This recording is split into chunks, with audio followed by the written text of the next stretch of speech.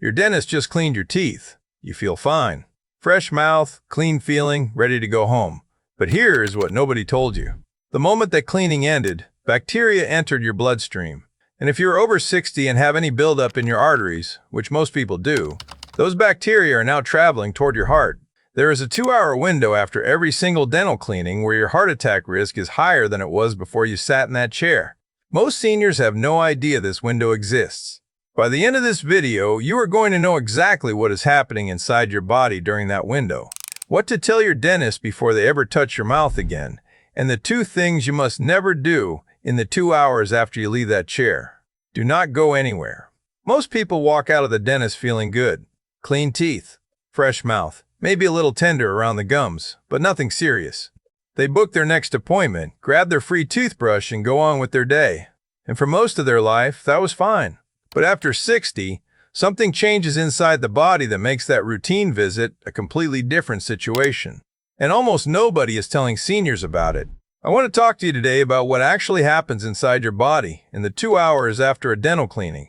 Not the part your dentist explains, the part they usually skip.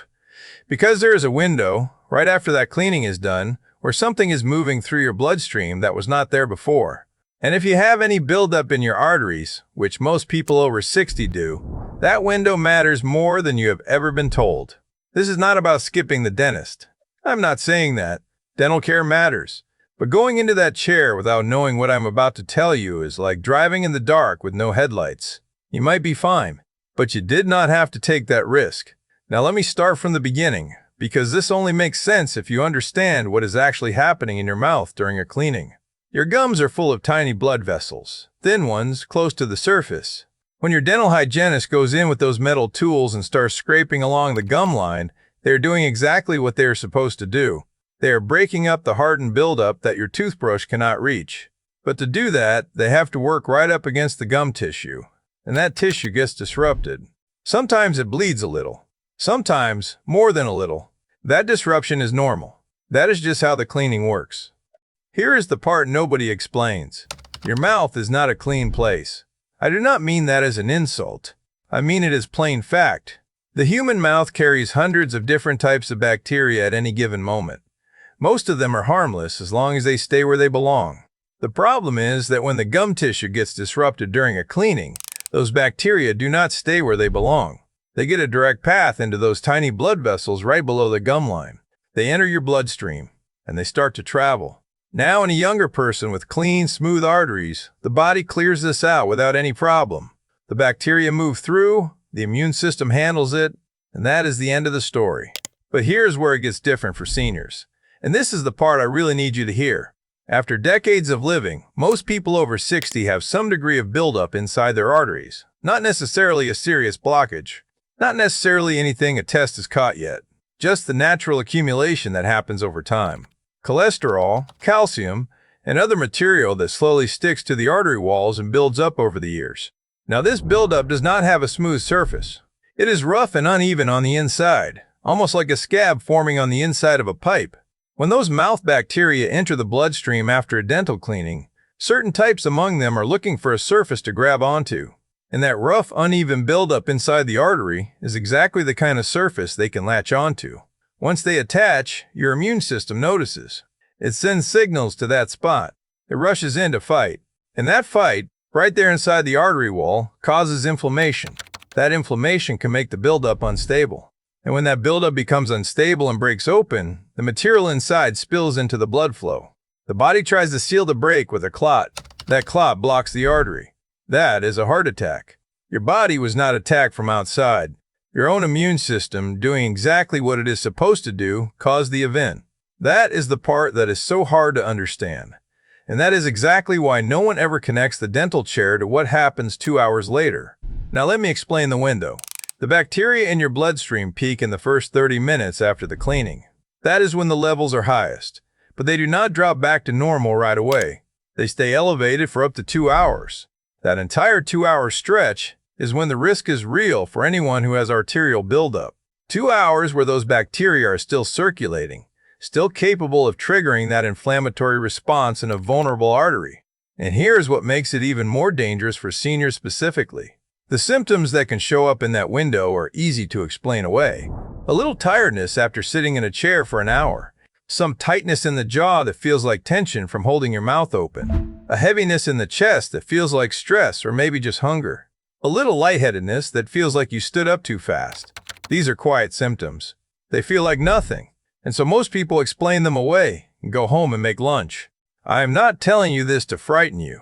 I am telling you this so that if any of those things happen in the 2 hours after your next cleaning, you do not dismiss them. You sit down, you rest, you pay attention, and if they do not pass quickly, you get help immediately. Now let me tell you who needs to be the most careful about this. If you are over 60 and your cholesterol has ever been flagged, even just borderline, you have some arterial buildup. That is just the reality of how cholesterol works in the body over time. If you've ever had any kind of heart event, a heart attack, a stent, a bypass, you have arterial vulnerability, and this window is especially important for you. If a doctor has ever mentioned anything about your heart valves, any irregularity at all, pay close attention because certain mouth bacteria love to attach to damaged or irregular heart valves, and that is a very serious situation on its own. And if you are diabetic, your mouth tends to carry a higher level of bacteria naturally. Your immune response is slower, and your arteries are typically under more stress already. All of that together raises the stakes. Now here's what the medical world has started doing about this. And I want to be clear that this is a real conversation happening between cardiologists and dentists right now. For patients who are considered higher cardiac risk, doctors have started recommending that certain patients take an antibiotic before their dental appointment, not after, before. The idea is simple. You lower the bacteria in your mouth before the cleaning even starts. So when the gum tissue gets disrupted and bacteria enter the bloodstream, there is simply less of it traveling. Less bacteria means a smaller reaction from your immune system. A smaller reaction means less inflammation in the artery. Less inflammation means lower risk of that buildup becoming unstable. Here's the problem. Your dentist and your cardiologist are almost never talking to each other. Your dentist knows your gum health. They have no idea what is going on inside your arteries. Your cardiologist knows your heart. They are not thinking about your next dental cleaning. That gap falls on you, and most seniors do not know to bridge it. So, before your next appointment, here's exactly what I want you to do. Tell your dentist your full heart history before they touch anything. If you've ever had any heart issue, any valve concern, any cholesterol finding that worried a doctor, you say that out loud before the cleaning starts. Ask your dentist directly whether you should be taking something before the procedure given your history. And if you're not sure, call your cardiologist first and ask them. That one conversation, that is it, can completely change what happens in that chair and what happens in your body afterward. Now let me talk about those 2 hours after you leave. First thing is rest. Do not go straight from the dentist to running errands, doing yard work, or anything that gets your heart pumping hard. Physical effort increases the force of blood moving through your arteries. That increased force against an already irritated vessel wall raises the risk of something going wrong. Give your body stillness. That is the most powerful thing you can do in that window. Second thing is no stimulants, no coffee, no tea with caffeine, no energy drinks, nothing that raises your heart rate or blood pressure in those 2 hours. Your body is already working hard on something you cannot see. Do not add to that load. Third thing is water. Drink more than you normally would in those 2 hours. Good hydration supports your body in moving and clearing what entered the bloodstream during the cleaning. It is a small thing, but it works with everything else your body is trying to do. And fourth, know the warning signs. Jaw tightness that does not feel like normal dental soreness, pressure or heaviness in the chest, sudden unusual fatigue, shortness of breath, lightheadedness that does not clear when you sit down. These are not normal post-cleaning symptoms. These are your body signaling that something needs attention. Do not wait. Do not explain it away. Sit down, rest, and if it does not pass in a few minutes, call for help. Now I want to share something the Amish tradition understood about all of this long before any of these words existed. The elders always said that when the body is disrupted, even in a small way, you give it time before you ask anything more of it. You do not push hard the same afternoon. Something was done to your body. You rest. You let things settle. They understood that the body is working on things you cannot see after any procedure, even a small one, and that pushing it in those hours is working against your own healing. That is not old-fashioned thinking. That is exactly what the science says about this 2-hour window. Your body is handling a real challenge inside your blood vessels after that cleaning. Your only job is to stay out of its way. The tradition also understood preparation. Before any situation where the mouth was going to be put under stress, oil pulling was a standard practice. Taking a small amount of oil with natural antimicrobial properties and working it through the teeth and gums for a few minutes before the visit. What this does is reduce the layer of bacteria living on the surfaces of your mouth before the cleaning even begins. Less bacteria in the mouth before the procedure means less bacteria available to enter the bloodstream when the gum tissue is disrupted. Clove is another plant the tradition leaned on for mouth health, and there is real science behind why. Clove contains natural compounds that work directly against several of the mouth bacteria most likely to cause problems in the bloodstream. Using clove in the days before a dental appointment is not a replacement for a doctor-prescribed antibiotic in high-risk patients. But it is a real layer of preparation, and it is one the tradition used for generations because they never had anything else to fall back on. The principle underneath all of it is always the same. Reduce the burden before the event. Prepare the body for what is coming. Do not walk into something unprepared when preparation is available to you. The dental chair is not the danger. You should still go. You should still get your cleanings. Neglecting your gum health actually raises your heart disease risk on its own, so skipping the dentist is not the answer.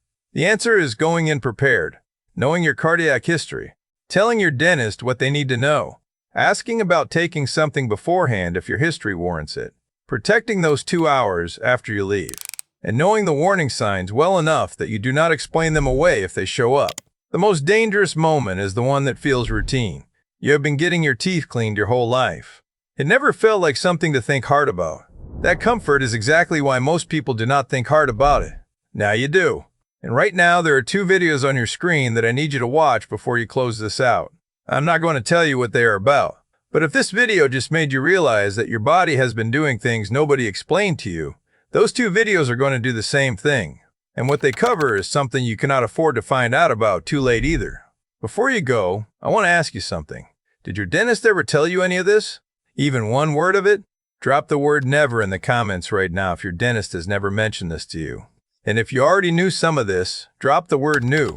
Also, please like and subscribe so you do not miss what's coming next. I want to see how many of you have been sitting in that chair all these years without this information, because that number is going to tell us something important. See you in those 2 videos.